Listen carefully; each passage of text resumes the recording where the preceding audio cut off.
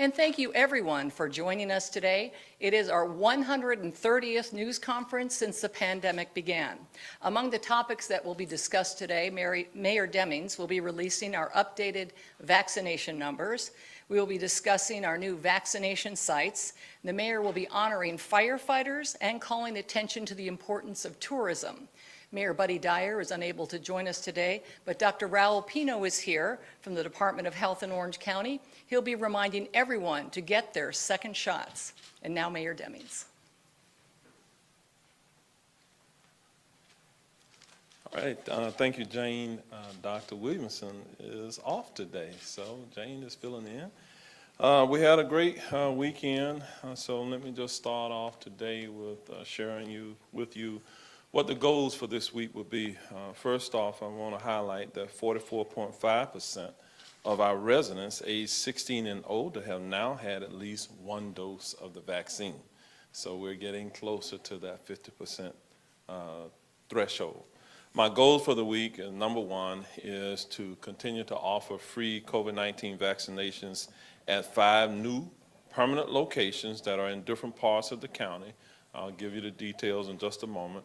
Number two, we will continue to offer free COVID testing to any resident who needs it. I know that everyone wants to know their status. And number three, we will continue to keep our residents updated on the latest COVID and related information. We want you to keep your family safe for the remainder of this pandemic. Also, let me take a moment at this time to recognize some of the hardest working people that I know who have been battling COVID-19 within our community. Tomorrow, May the 4th, we will observe International Firefighters Day. And so it is a day to recognize the selfless sacrifices firefighters make to ensure our communities are safe and honor their commitment to public service. Over the past year, firefighters have worked on the front lines of emergency medicine in the midst of a global pandemic. In addition to their everyday duties of treating and transporting patients, Orange County firefighters stepped up to assist in additional COVID-19 roles. These additional roles involve working the COVID-19 testing and COVID-19 PPE distribution sites, as well as the convention center and community vaccination programs. Orange County Fire Rescue now has more than 112 qualified vaccinators, 42 qualified testers, and more than 170 personnel who contributed in various capacities throughout the pandemic. Their new duties included wellness screenings and rotations between the Emergency Operations Center and the Department Operations Center. In the wake of the pandemic, it is clear the responsibilities of our firefighters have expanded to meet its demands. And so with that, I'd like to recognize several of the representatives here today. First, we have firefighter Franz Joachim, if you would stand, sir, and be recognized. Engineer Kelly Huff, Lieutenant Daniel Novoa, Battalion Chief Scott Egan, and Battalion Chief Renee Stone. Please join me in giving them a round of applause for what they do. Thank you all so much. I have great fondness and love for firefighters. I've had the privilege of working with them for many years, and then I have 2 sons who are in the fire service as well. And so tomorrow we will open free walk-up COVID-19 vaccination sites at 4 of our Magic gyms throughout the county. No appointments are needed, and the sites can do up to 1,000 vaccinations of Pfizer each day. You can pre-register online to save on-site time, but no appointments are needed. We hope these gymnasiums will prove to be convenient for everyone throughout the county. The gym locations are Goldenrod Recreation Center, Meadowwoods Recreation Center, the South Econ Recreation Center, and the West Orange Recreation Center. They will be open from Tuesday through Thursday each week from 9 a.m. to 7 p.m. Then on Friday through Sunday, they will open between 9 a.m. and 5 p.m. All of the sites will be closed on Mondays. This allows us to adequately, I think, address the availability for those who may work during the weekend, so we're working through the weekend. On Saturday, a drive-through COVID-19 vaccination lane began operating in Barnett Park through the work of our Orange County Health Services. No appointments were necessary. Up to 750 doses of Pfizer vaccine can be administered there each day. The site is both pedestrian and, I'm going to say, bike-friendly. You do not have to be in a car to get a vaccination at the Barnett Park location. It is open 7 days a week between the hours of 9 a.m. and 5 p.m. Barnett Park will also continue to offer free drive-through COVID-19 testing through the end of May. Since the start of the pandemic, there have been a reported 137,165 COVID-19 cases in Orange County. 1,253 of our residents have died from the coronavirus. Dr. Pino will talk about the new deaths. So it just is a poignant reminder that people are still getting the disease and people are still dying from the disease. The 14-day positivity rate is continuing to decline. Last week it was 7.9%. Today it is 7.2%. The first week of May recognizes some important members of our community. It is Teacher Appreciation Week, so kudos to our teachers. And it is also National Small Business Week, and we do recognize those small businesses who have been hit the hardest by the pandemic. It is also National Travel and Tourism Week, an annual tradition where we celebrate the value travel holds for our economy, businesses, and personal well-being. Ms. Cassandra Monte, President and CEO of Visit Orlando, is here. Just wave your hand, if you will. The power of travel is more critical than ever to restore our local economy, rebuild jobs, and reconnect Orlando with the world. The tourists who come to our region generate approximately $3,000 in state sales tax for every household in Orange County. That pays for schools, the roads we drive on, and the public services that keep us healthy and safe. It also provides funding for arts, cultural and sporting events, and the venues that we enjoy here within Orange County. I'd like to encourage Orange County residents to take pride in our hometown and enjoy all that tourism has to offer. And if you need some inspiration for tourism businesses to support, head over to visitorlando.com, and you can get a lot of information there. And with that, I'm going to turn it over to Dr. Raul Pino for other updates. Dr. Pino. Thank you, Mayor. Thank you, everyone. Good afternoon. And to the firefighters, thank you. You have been our best partners in this fight. So with that, our gratitude, our most sincere gratitude for everything that you do, guys, and for the entire force. The mayor mentioned the numbers of total positive cases so far. Also, on some small good news is that our recovery rate continued to increase. It's at 97% today. And our positivity rate rolling average has declined to 7.2. Also, we have seen a decline in the total number of cases per week, and we have seen in 2 weeks a continuous decline of positivity rate per week, and those are all good signs. The mayor also mentioned to you that 6 additional deaths has been added to our list, and that's a sad reminder that this pandemic is still active and still happening, and still people are paying a very high price for acquiring the disease. Now, of those additional deaths, 2 are from last year, and although that seems outrageous in the length of time, I'm going to explain to you that the issue was that in the lab results, there was a misspelling in the names.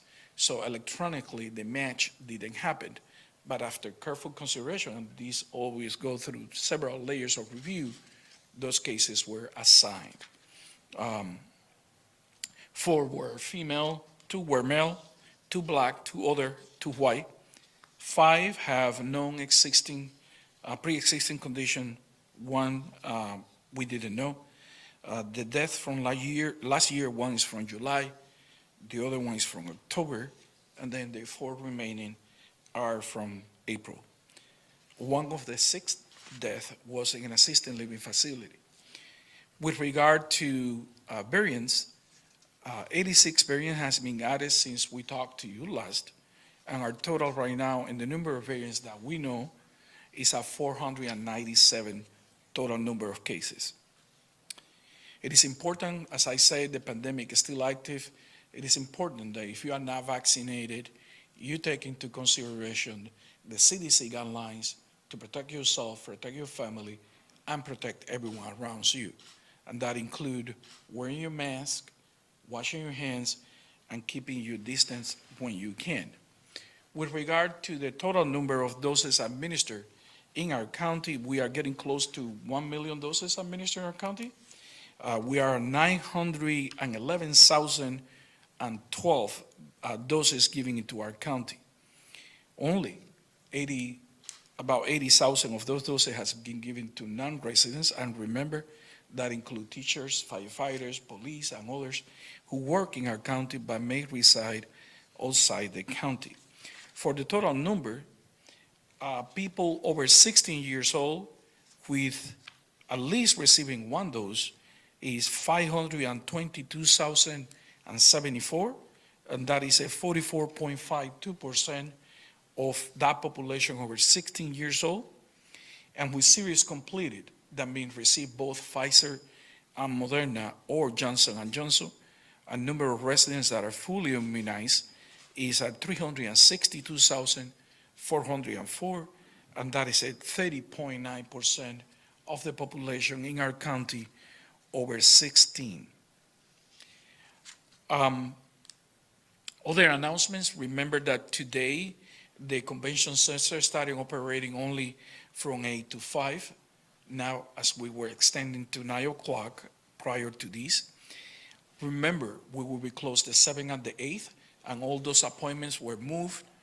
And if for any reason anyone has an appointment and missed it, don't worry, we will take you in on another day.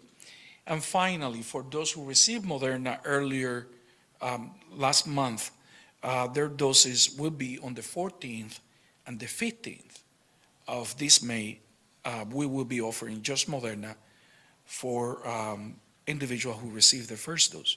Also, for the large number of individuals that have not received their second dose, let me say it again, you don't need to restart your series, your vaccination. We will just give you your second dose. Please try to get your second dose, your vaccine.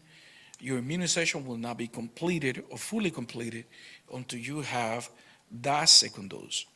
And we also are pleased that we have received a few requests with regard to our mobile unit, and those continue to come.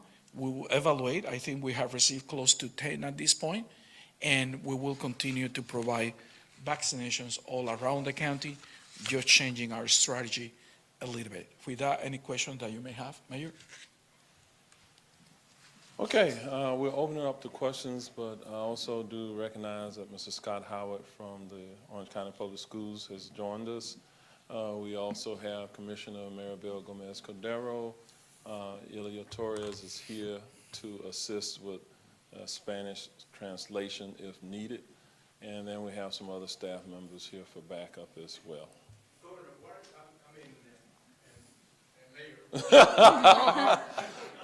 That happens. what is your opinion about Governor DeSantis's presented executive order limiting the cities and the counties in Florida? Okay, so because we do have a microphone that will be traveling around so that the listening audience can hear the question. The question, quite frankly, asked at this point is, I guess, my observations, my impressions of the governor's new executive order. I haven't seen the executive order at this point. Have any of you seen the executive order? Okay. And nobody in the media has seen it, and I would just suggest that that's really no way to run the state of Florida. is to make announcements and not give clarity to the announcements. And so today I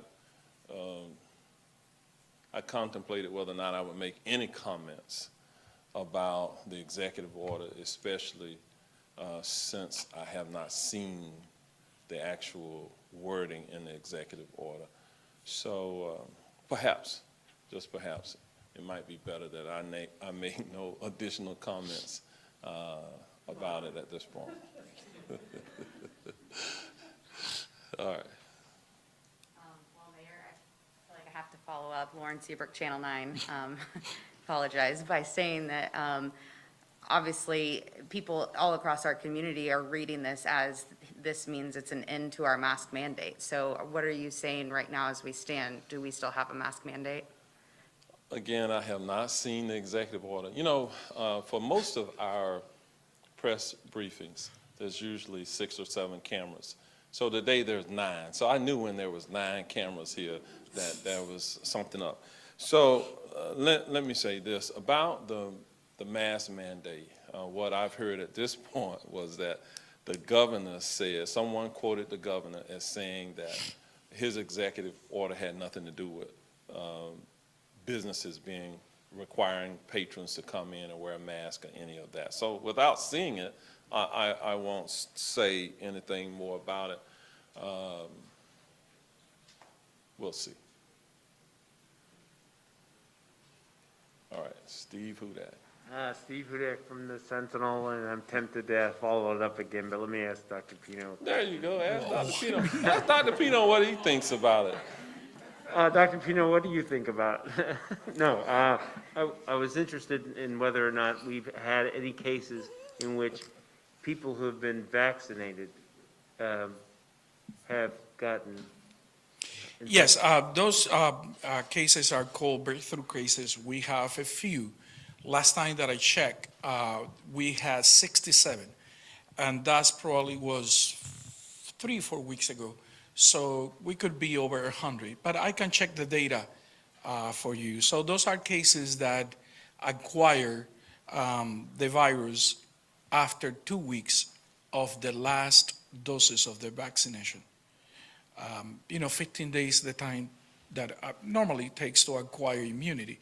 So if anyone after the second doses or 2 weeks after Johnson & Johnson develop a PCR test that is positive to COVID-19, those are considered breakthrough cases. We have a few of those. Sorry, if I could follow up on that. Have the cases been severe? What do we know about it?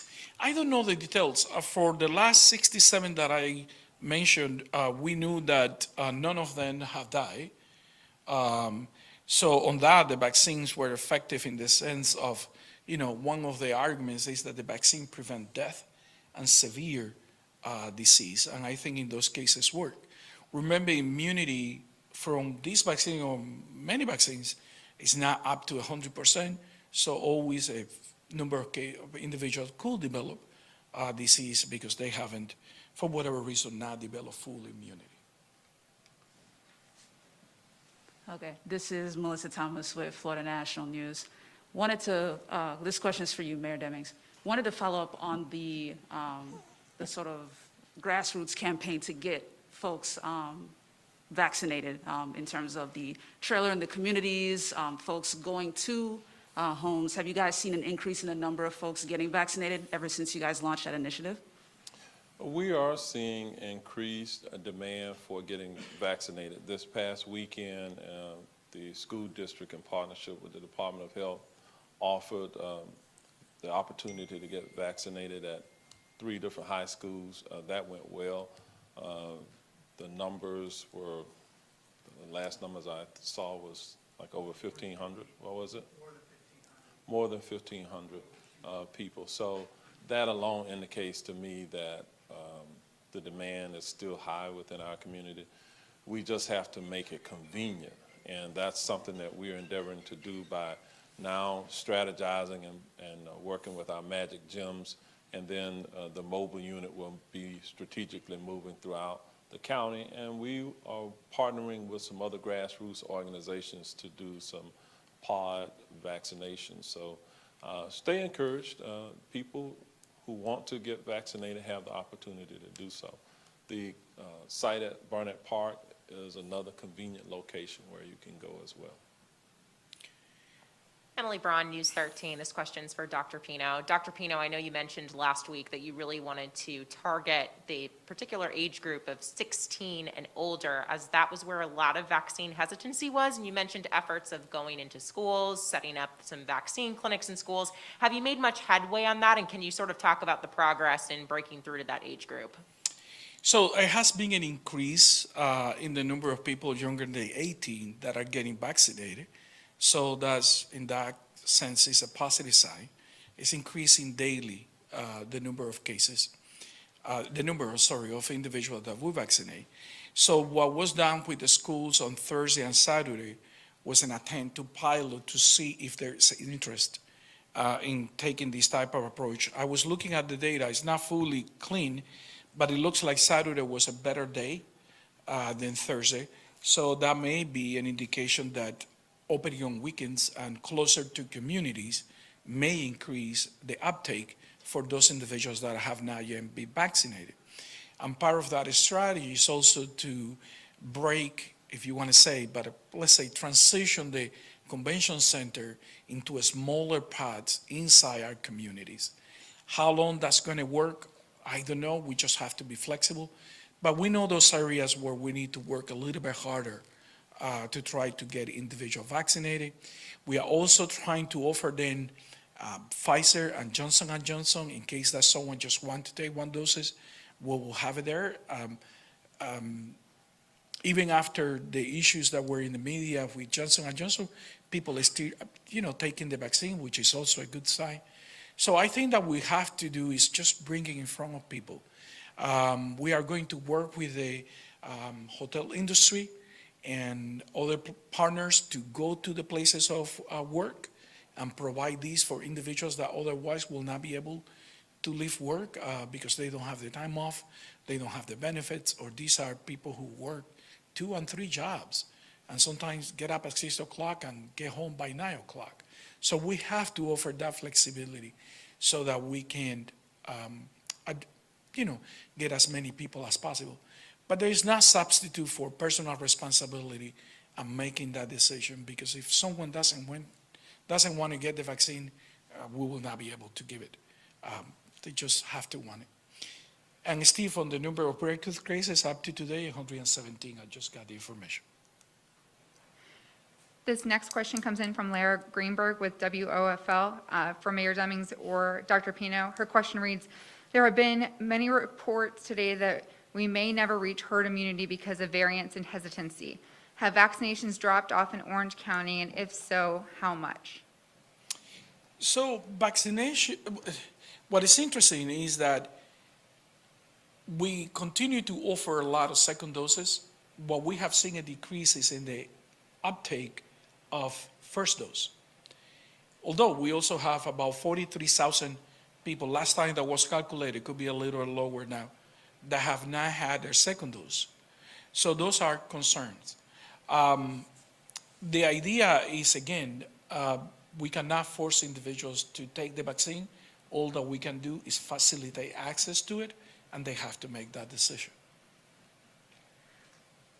On that same thread, Matt Lapoli from WESH writes in, Dr. Pino, what are your thoughts on a recent report suggesting reaching herd immunity is now unlikely in the United States? What do we risk by falling short of herd immunity? So that's a complicated issue in the sense that herd immunity, because of this pandemic, is all over the place. It could be different from different areas, depending on the number of cases, the number of people who have died, how it has spread in that community.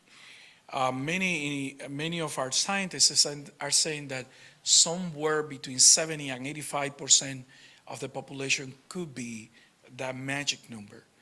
I think that with effort we can get to 70. It's going to be difficult, but we can get there. But it will not be magical in 2 weeks or 3 weeks. It will be over time. Again, when you reach 50% of vaccinated people, and we are getting there, it becomes very difficult to scale up from that point, because already about a quarter of individuals in different surveys that have been conducted around the country have decided that they don't want to get the vaccine. So if you have decided already that that's not the case, then we will have a lot of work and education to do to be able to change those minds as well. Thank you. And lastly, from Ryan Lynch in the Orlando Business Journal, his question reads for Mayor Demings: how might the county coordinate with businesses on safety measures in the wake of the governor's decision to wipe out local emergency orders?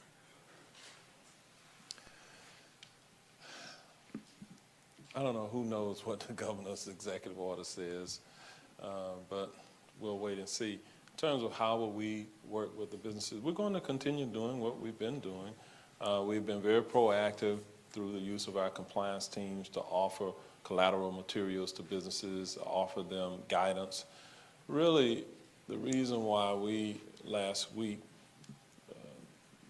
created a new executive order was to give guidance to our community. When there's a void of direction or guidance, then it creates confusion. So we have offered that in our community, and I'm going to continue doing that. Okay, if there are no other questions, what I will share with you is that if and when we see the governor's executive order, I'll put something out in writing in terms of my response to said executive order. All right, thank you all for joining us. The next press briefing will be on Thursday,